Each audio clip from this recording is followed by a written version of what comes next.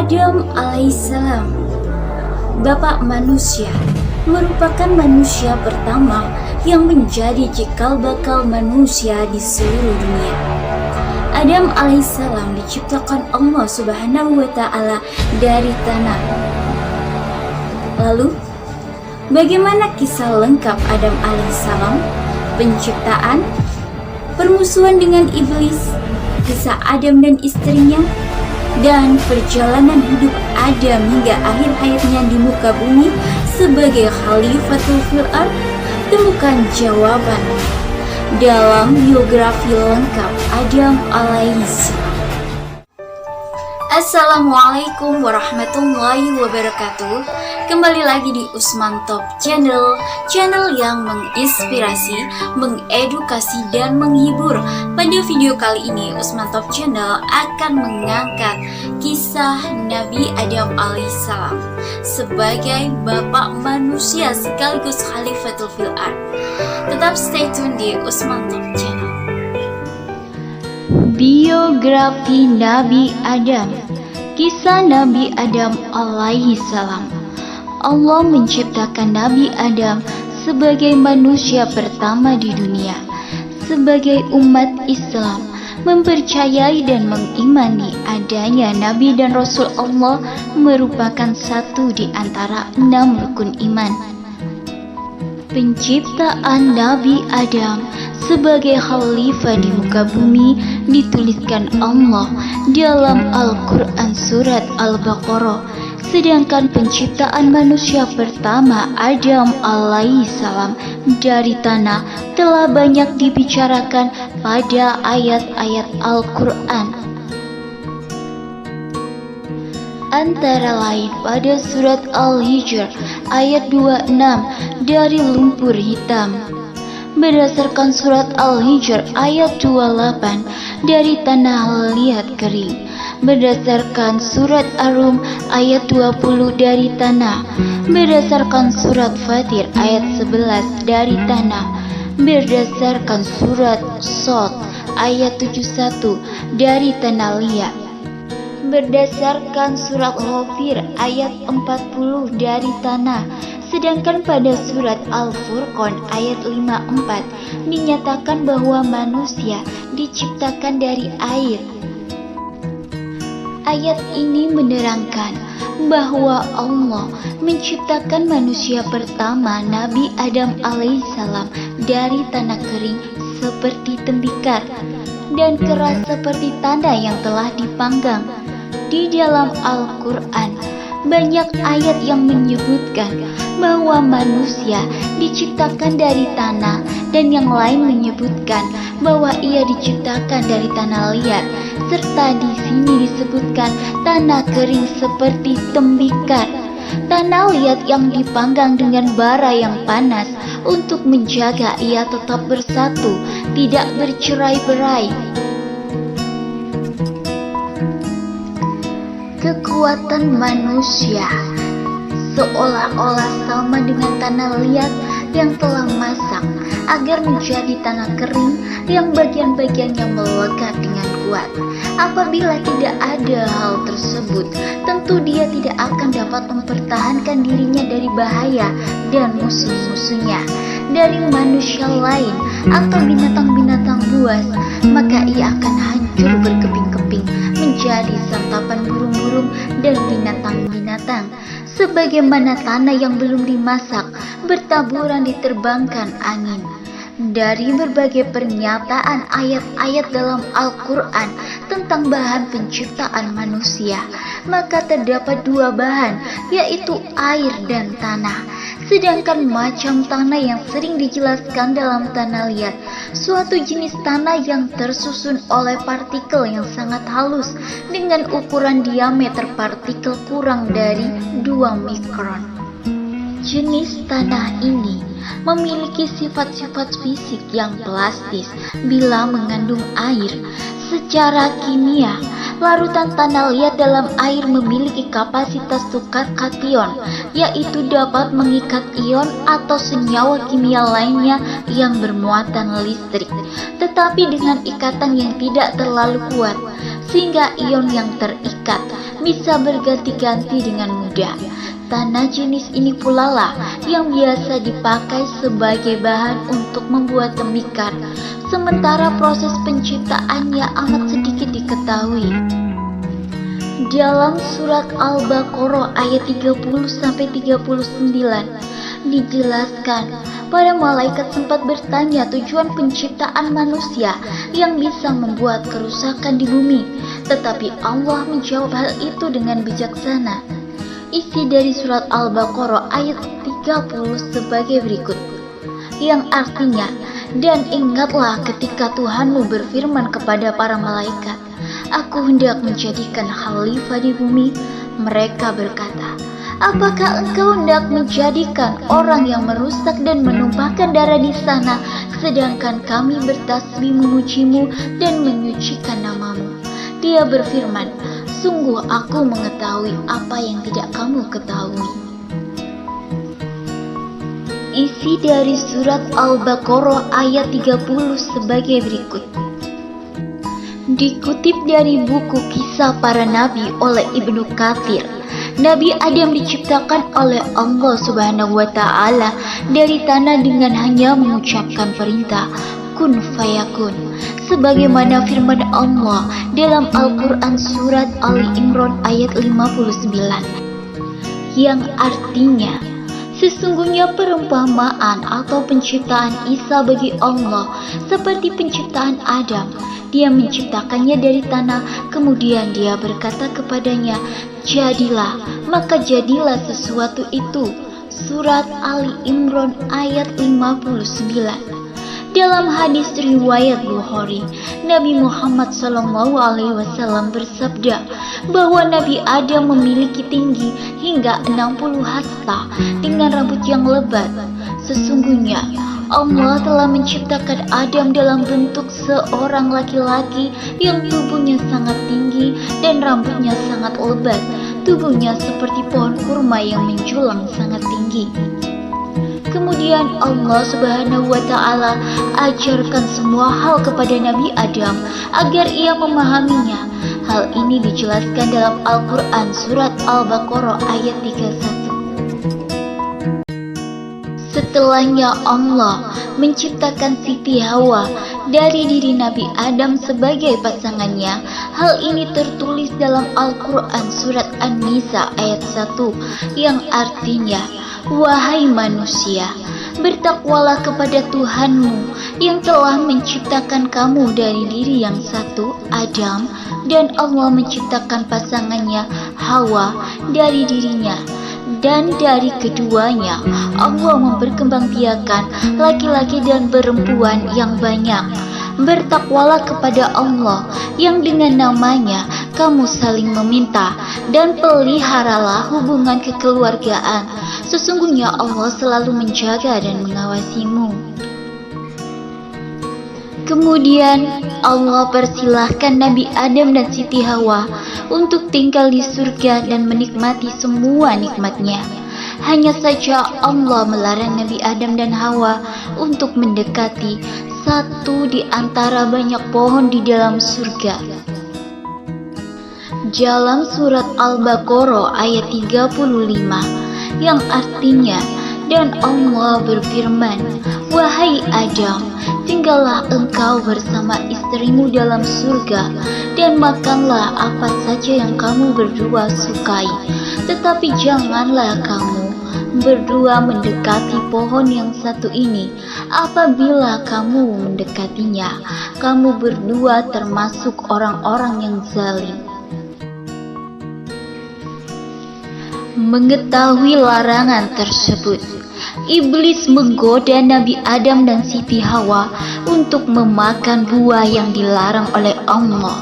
Iblis mengatakan bahwa buah tersebut dapat mengubah mereka menjadi malaikat dan bisa hidup kekal di surga. Hal ini tertulis dalam Quran surat Al-A'raf ayat 20 yang artinya, Kemudian setan membisikkan pikiran jahat kepada mereka agar menampakkan aurat mereka yang selama ini tertutup.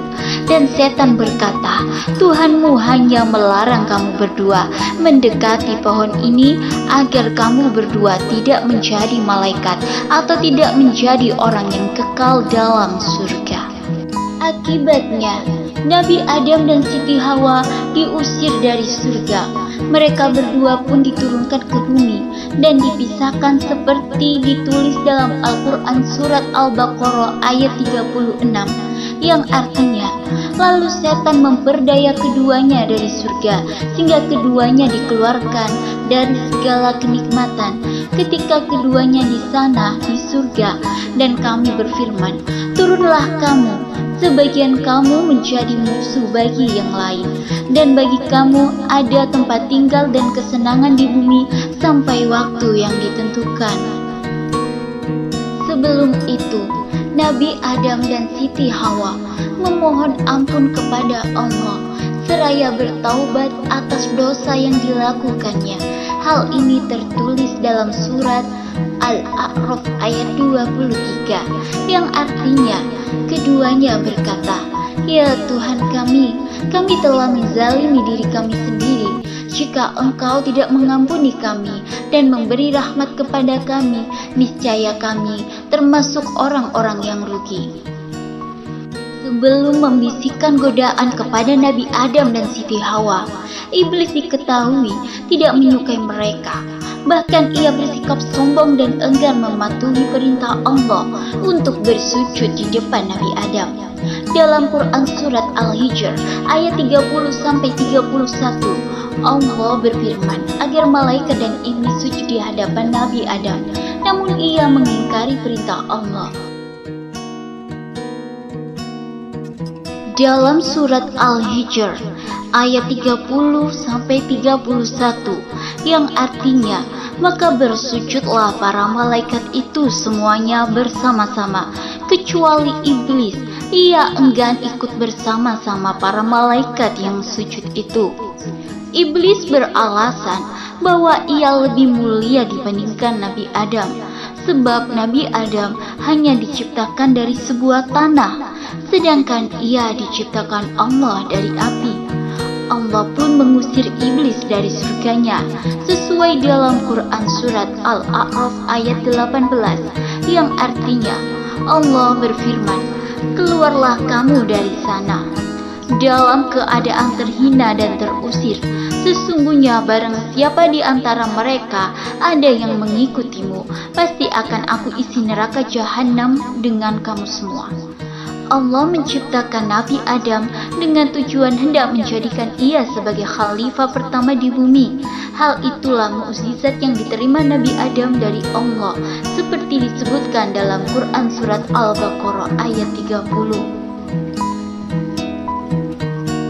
Kemudian Allah juga akan menjadikan keturunan-keturunan Nabi Adam sebagai khalifah sesuai dalam Quran surat An-Naml ayat 62. Yang artinya, atau siapakah yang memperkenankan doa orang yang dalam kesulitan apabila ia berdoa kepadanya, dan yang menghilangkan kesusahan, dan yang menjadikan kamu manusia sebagai khalifah di bumi? Apakah di samping Allah ada Tuhan yang lain? Amat sedikitlah kamu mengingatnya. Usai diusir dari surga, Nabi Adam terpisah dengan Siti Hawa. Berdasarkan riwayat Hasan, Adam diturunkan di wilayah India, sedangkan Hawa di Jeddah. Iblis diturunkan di wilayah Dastimian di Basra, sementara Ular diturunkan di wilayah Isfahan. Kemudian Ibnu Abi Hatim meriwayatkan dari As-Sadi, ia berkata Adam turun di India, bersamanya turun pula Hajar Aswad. Beliau membawa segenggam daun surga di tangannya. Selanjutnya Adam menyebarkan daun itu di India sehingga tumbuhlah pohon yang bagus di sana. Sementara itu Ibnu Umar meriwayatkan Adam diturunkan di Safa, sedangkan Hawa di Marwah. Mereka pun dipertemukan oleh Allah di Jabal Rahmah dan bersatu kembali. Lalu bagaimana kisah ular dan hubungannya dengan Nabi Adam yang keluar dari surga turun ke bumi.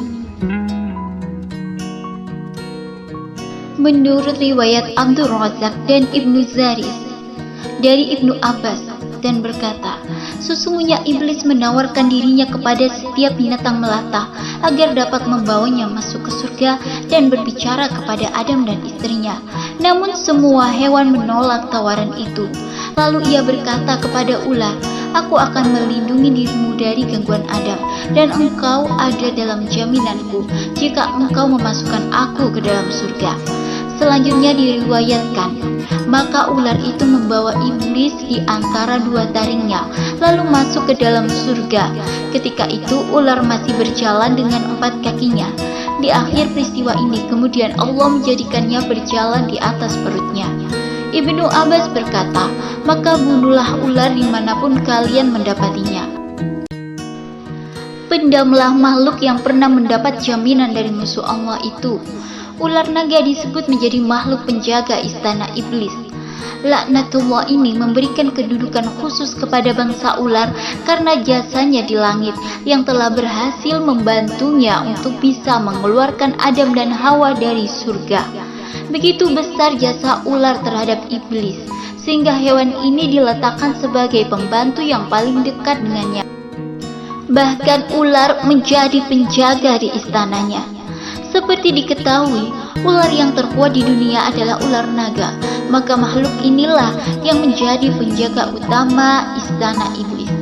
Imam Ahmad berkata bahwa telah bercerita kepadaku Yunus dan Ahmad bin Salamah dari Sayyidina Ali, dari Abu Dharrah, dari Abu Said, bahwasanya Rasulullah SAW bersabda kepada Ibnu Sayyad, apa yang kamu lihat? Lalu Ibnu Sayyad menjawab, saya melihat singgasana di atas lautan yang dikelilingi oleh beberapa ular. Maka Rasulullah SAW bersabda, ia telah melihat singgasana iblis. Lalu, apakah pohon terlarang itu yang disebut khuldi? Pohon khuldi adalah pohon pengetahuan hal yang baik dan jahat. Ada maksud tertentu dari larangan yang Allah berikan kepada Adam dan Hawa. Mengetahui larangan Allah, setan memanfaatkan hal ini untuk menggoda keimanan Adam dan Hawa, sesuai dengan tekadnya untuk menggoda manusia sepanjang masa. Setan kemudian berbisik pada Adam dan Hawa tentang keistimewaan pohon khuldi. Kisah ini tertulis di Al-Quran surat At-Toha ayat 120 yang artinya, wahai Adam, maukah aku tunjukkan kepadamu pohon keabadian dari kerajaan yang tidak akan binasa? Demikian iblis membujuk mereka. Kisah ini tertulis di Al-Quran surat Toha ayat 120. Wahai Adam, maukah aku tunjukkan kepadamu pohon keabadian dan kerajaan yang tidak akan binasa? Demikian iblis membujuk mereka. Khuldi sendiri merupakan nama pemberian iblis. Iblis menghasut Adam dan Hawa dengan mengatakan maksud Allah melarang mereka, bahwa Allah disebutkan oleh iblis tidak mau membuat Adam dan Hawa kekal. Iblis dengan penuh semangat merayu mereka untuk memakan buah terlarang. Adam dan Hawa yang dilengkapi dengan nafsu sebagai manusia akhirnya tergoda rayuan iblis, berhasil menggoyahkan keimanan mereka dan jadi tidak taat pada Allah. Ketika Adam dan Hawa memakan buah khuldi, sesuatu yang memalukan terjadi. Nabi Adam dan Hawa menyadari kalau tubuh mereka jadi telanjang. Selain itu, Adam juga merasakan sakit perut yang hebat. Adam baru merasakan rasa ingin buang hajat dan ia kebingungan. Surga adalah tempat suci, apa sepantasnya mengotorinya? Demikian yang ada dalam pikiran Adam. Allah kemudian menyindirnya atas keinginan tersebut, sekaligus juga menyindir tentang ketidaktaatannya. Surat Al-A'raf ayat 22-23 menceritakan kejadian ini. Dalam surat ini, Allah mengingatkan akan larangan pada Adam, juga mengingatkan Adam akan peringatannya tentang kejahatan setan. Adam kemudian memohon ampun dan bertaubat pada Allah. Diceritakan Hawa digoda iblis dalam wujud yang berupa ular, namun tidak dijelaskan siapa dahulu yang memakan buah terlarang itu. Ada yang meyakini khuldi adalah pohon apel yang diambil dari bumi. Karena itu khuldi disebut memiliki sifat bumi atau tanah, yaitu sifat dasar tanah. Tanah disebut sebagai tempat yang pantas untuk membuang kotoran. Buah khuldi bisa membangkitkan hawa nafsu dan membuat lupa diri. Allah melarang Adam memakan buahnya karena bisa membuat dirinya jadi kotor. Kotor dalam artian nafsunya ternoda dan mempengaruhi sifat dasar manusia yang penuh dengan ketidakpuasan. Bisa dikatakan, pohon khuldi diciptakan sebagai cobaan bagi Adam dan Hawa, ujian dari ketaatan seorang hamba pada penciptanya. Namun, terlepas dari itu semua, Allah memang menakdirkan manusia untuk turun ke bumi dan menjadi pemimpin di tempat itu. Manusia diciptakan bukan dengan maksud untuk memimpin di surga. Meskipun Adam dan Hawa telah bertaubat, Allah tetap memberikan hukuman pada mereka dengan turun ke bumi. Menurut riwayat lain, Nabi Adam dan Hawa tidak diturunkan pada tempat yang sama. Nabi Adam diturunkan di puncak Bukit Sri pada daerah Sri Lanka, sedangkan Hawa diturunkan di daerah Arab. Mereka berdua bingung dan sedih karena diturunkan terpisah. Namun Adam dan Hawa yakin satu sama lainnya akan saling bertemu lagi. Lalu setelah 40 tahun, mereka pun dipertemukan kembali oleh Allah di Jabal Rahmah. Nabi Adam dan Hawa memulai kehidupan baru sebagai manusia biasa. Adam dan Hawa kemudian belajar bercocok tanam, cara bertahan hidup di bumi. Mereka juga melahirkan anak-anaknya. Allah memperlihatkan kuasanya dengan memberi mereka anak-anak sepasang-sepasang. Setiap Hawa mengandung, pasti melahirkan anak kembar. Allah kemudian memberikan 8 pasang lembu, 2 pasang kambing, dan 2 pasang domba pada keduanya. Allah mengajarkan pada mereka untuk memerah susu hewan-hewan tersebut. Susu tersebut kemudian bisa mereka minum. Allah juga memberi perintah kepada Adam untuk menggunakan bulu-bulu hewan itu sebagai pakaian. Adam dan Hawa sadar kenikmatan dunia sudah tidak ada lagi. Mereka pun menangis sedih. Dari air mata mereka tumbuhlah kacang tanah dan kacang hijau. Adam lalu menyadari kesulitannya untuk mengetahui waktu-waktu beribadah. Ia lalu mengadu kepada Allah tentang masalahnya itu. Allah kemudian memberi seekor ayam putih sebesar unta dari surga. Ketika para malaikat di surga bertasbih, ayam putih tersebut ikut bertasbih dengan cara berkokok di bumi. Berkat ayam putih tersebut, Adam jadi mengetahui waktu-waktu beribadah di bumi. Kemudian diturunkan pula 29 huruf hijaiyah dan manusia tidak dapat mengurangi atau menambah hurufnya. Ketentuan Allah ini sangat jelas dan tidak ada yang bisa mengubahnya. Adam lalu belajar huruf-huruf itu untuk bisa membaca lampiran yang diturunkan Allah. Hawa kemudian merasakan proses mengandung. Ia terkejut ketika janin dalam perutnya bergerak-gerak.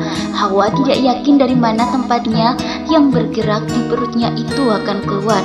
Ketika waktu melahirkan tiba, Hawa merasakan proses sakitnya. Hawa melahirkan anak kembar, hampir dan layu sah. Waktu mengandung anak yang kedua pun tiba. Hawa melahirkan anak kembar Qabil dan Iklimah. Sepasang anak laki-laki dan perempuan selalu dilahirkan olehnya. Diceritakan, Hawa melahirkan dan mengandung sejumlah 20 bilangan. Setiap melahirkan pasti sepasang laki-laki dan perempuan. Diceritakan juga, anak yang dikandung Hawa sebanyak 200 orang. Semua dilahirkan kembar, kecuali Sid yang memiliki Nur Mustafa Sallallahu Alaihi Wasallam di keningnya. Dikisahkan juga anak cucu Nabi Adam bertambah terus hingga 40.000 orang laki-laki dan perempuan. Pada saat anak cucu Adam berkembang banyak, terjadilah pertengkaran dan pertikaian. Maka Allah memberinya tongkat dari surga untuk mendidik mereka yang membangkang. Ubay bin Ka'ab pernah menjelaskan bagaimana Nabi Adam wafat Saat maut datang menjemput Nabi Adam, ia berkata kepada anak-anaknya, "Wahai anak-anakku, aku ingin memakan buah surga." Maka anak-anaknya pun pergi mencarikan buah tersebut. Namun, di tengah perjalanan, mereka disambut oleh para malaikat membawa kain kafan dan wewangian. Selain itu mereka juga membawa kapak, sekop, dan pacul. Malaikat pun bertanya kepada anak-anak Adam, kemana mereka pergi dan apa yang akan dicari. Anak-anak Adam kemudian menceritakan jika bapaknya sedang sakit dan meminta dicarikan buah surga. Malaikat yang berwujud manusia pun menyuruh mereka kembali ke rumah karena ajalnya telah tiba. Malaikat maut datang. Istri Adam, Siti Hawa, yang mengenali mereka bersedih. Wanita pertama itu meminta perlindungan dari malaikat maut, tapi Adam mengusirnya dan meminta nyawanya dicabut oleh malaikat karena dia telah hidup lebih lama dari Hawa. Lalu malaikat mencabut nyawa Adam pada hari Jumat. Mereka memandikan, mengkafani, memberinya wewangian, mensolati, dan menyiapkan kubur. Lalu mereka masuk ke kuburnya dan meletakkan Adam di dalamnya, lalu meletakkan bata di atasnya. Kemudian mereka keluar dari kuburnya, mereka menimbunnya dengan batu. Mereka keluar dari kubur, lalu menimbunnya dengan tanah. Lalu mereka berkata, "Wahai Bani Adam, ini adalah tuntunan bagi kalian pada orang mati di antara kalian." Diriwayatkan oleh Abdullah bin Imam Ahmad dalam Zawaidul Musnad. Menurut pendapat para ulama bahwa Nabi Adam alaihissalam meninggal saat berusia 1000 tahun. Demikianlah biografi lengkap Adam alaihissalam. Semoga biografi dari Adam alaihissalam sekaligus Nabiullah ini bermanfaat buat kita. Terima kasih sudah menonton Usman Top Channel dan kita bertemu di video Usman Top Channel berikutnya.